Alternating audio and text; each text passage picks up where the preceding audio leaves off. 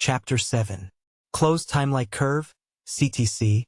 Analysis. In Chapter 7 and 8 we explore pathologies of geometrodynamics, starting with closed timelike curves, CTCs, in Chapter 7 and then black holes in Chapter 8. In Chapter 7 we see that in order for CTCs and other pathologies to not occur, the weak energy condition, WEC, must be satisfied.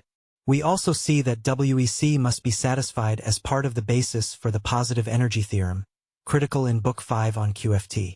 7.1 Spacetime analysis involving CTCs. We will find in what follows that WEC is indicated, generically, to prevent CTC infinite self-energy boost processes.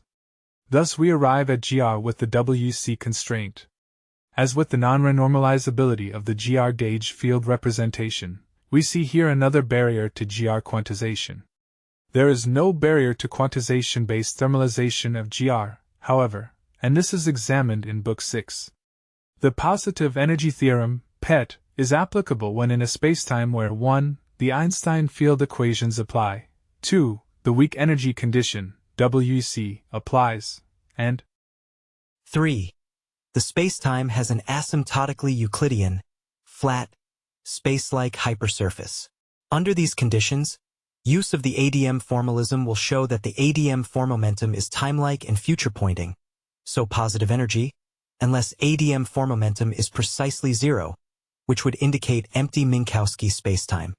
The future-pointing aspect requires orientability on the manifold to be globally consistent. If there is orientability, then the manifold is compatible with a spinor field on that manifold. Matter fields are spinor fields. One simplified variant of the PET proof assumes the existence of such a spinor structure. The ADM total energy is, thus, positive in the indicated circumstances. In shell analysis, Chapter 10, this indicates the allowed mass spectrum is constrained to be positive definite. The constraint for positive energy is really a constraint for the weak energy condition to be valid, since we are happy to say the Einstein equations apply, and observationally we see a universe that is, almost freakishly, flat. We will find that if we do not enforce WEC, we get CTCs, and when we get CTCs we have infinite repeated boosting, if not going one way, then go the other, resulting in blue shift infinite energy instability on any geodesic approaching a CTC. Such problematic CTCs can be defined in a variety of ways, including for a variety of families of solutions, which are explored in what follows, and the only universal way to block their appearance is to constrain such that the WEC is true, or average WEC, AWEC, when working with QFT. 7.2 Taub-NUT space. Before discussing 4D, Taub space, and its extension to NUT space, let's first understand the underlying 2D Meissner space. 7.2.1 Meissner space. The topology on the Meissner manifold M is R times S to the first. The metric, G, on the manifold is equation 7-1, which is singular at t equals 0. Meissner space, M, G, can be extended by defining psi prime equals psi minus log t, now denoted M, G prime. Note that the coordinate transformation that is needed in any such extension must itself be singular at the coordinate singularity to cancel the divergence. Let's now consider the extension indicated under psi prime. See the equation. Note that the singularity at t equals 0 has been removed, so we can trivially extend the domain of T for the larger manifold M', which we denote M', G'. Negative infinity is less than T is less than infinity. Can we do any further extension on the manifold? In essence, this is asking if the manifold is locally extendable. Definition: locally inextendable. A manifold is locally inextendable if there is no open set U subset of M with non-compact closure in M, such that the pair U, G vertical bar sub U has an extension U, G prime in which the closure of the image of U is compact. Notice that locally inextendable can be related to geodesic completeness. See below for details. Since the extended Meissner spacetime M', G' has the topology of the surface of an infinite cylinder, there are no open sets with non-compact closure. Thus the extended Meissner spacetime is inextendable. This does not mean that the analysis is done, however, as more than one extension may be possible. If we re-examine the extension definition, we see a trivial alternate extension, psi double prime equals psi plus log t, which gives the spacetime m double prime comma g double prime. Equation 7-2. Meissner spacetime has the two inextendable spacetimes indicated and no more. The next question becomes, are these spacetimes equivalent? To show they are not equivalent will take some effort, but the same diagrams and analysis will need to be examined in analyzing the CTCs that appear, so following the derivation indicated in 39 we now address the issue of geodesic completeness in these spacetimes, and to do this we must analyze the geodesics of the spacetime.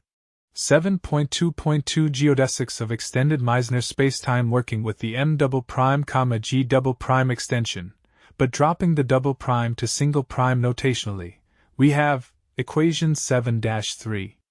We have for geodesics, d normal psi prime equals 0 and negative 2 dt plus t d normal psi prime equals 0. Let's begin by showing that the latter is a null geodesic. Shifting to an index notation, let have x to the first equals t comma x squared equals normal psi prime implies g sub 12 equals negative 1 comma g sub 22 equals t, g sub 22 comma 1 equals 1. Thus, see the next equation shown. Thus, see the equation. This generates the coordinate geodesic equations. See the group of equations. Let's confirm that negative 2 dt plus td normal psi prime equals 0 is a geodesic. We have with another derivative, equation 7-4. Are 1 and 2 consistent with the above? The answer is yes, but the proof is left as an exercise. So, negative 2 dt plus td normal psi prime equals 0 does indeed describe a geodesic, but is it a null geodesic? Dropping the prime in what follows, let's approach this using abstract index notation and consider the tangent vector to the geodesic denoted k to the a. See the next equation shown. Thus, see the equation. Thus, see the next equation shown. Let's use the notation where the components of k to the a are k to the t comma k to the normal psi. K to the normal psi equals d normal psi over d lambda, and see the equation. We therefore have, see the next equation shown, and see the equation. Thus, see the next equation shown. And the second geodesic is indeed a null geodesic. Now that the geodesics are identified, are they complete? To show geodesic incompleteness, we need to show geodesics that reach the boundary of the spacetime in finite affine parameter.